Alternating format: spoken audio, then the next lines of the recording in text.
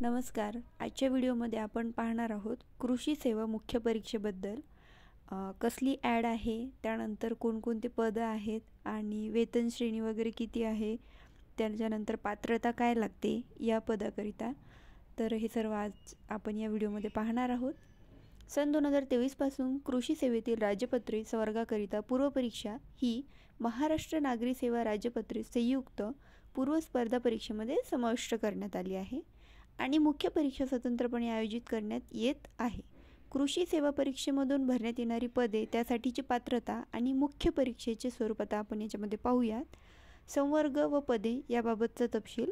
राज्य शासनाच्या कृषी, पशुसंवर्धन, दुग्ध व्यवसाय विकास व मत्स्य व्यवसाय विभागाच्या अखत्यारीतील महाराष्ट्र कृषी सेवेतील पदे शासनाच्या मागणीनुसार व पदाच्या उपलब्धतेनुसार सदर परीक्षेमधून भरण्यात येतात.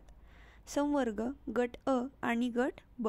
नियुक्तीचे ठिकाण महाराष्ट्रात कोठेही. वेतन सूचीमधील वेतन. कृषी अधिकारी गट अ र 20 रुपये 56,100 ते 1,77,500 अधिक नियमानुसार देय भत्ते.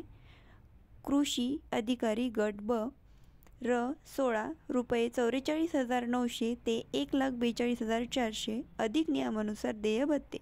कृषी अधिकारी गट ब कनिष्ठ र 15 रुपये 41,800 ते 1,32,300 अधिक नियमानुसार देय भत्ते.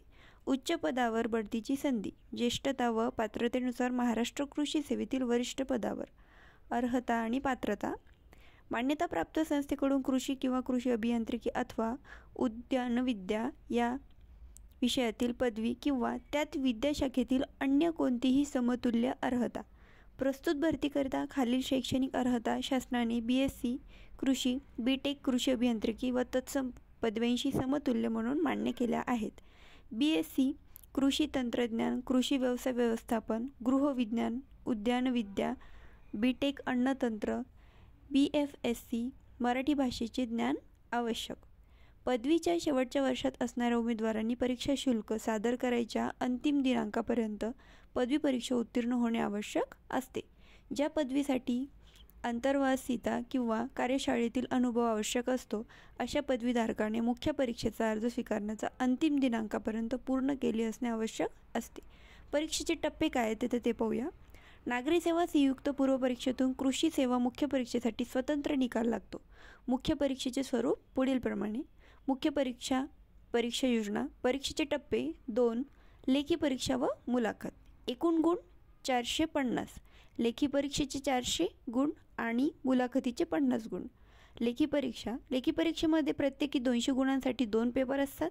प्रत्येक पेपरचा कालावधी 3 तासांचा आणि स्वरूप पारंपरिक वर्णनात्मक आहे. पेपर 1 विषय कृषी विषयक सामान्य ज्ञान.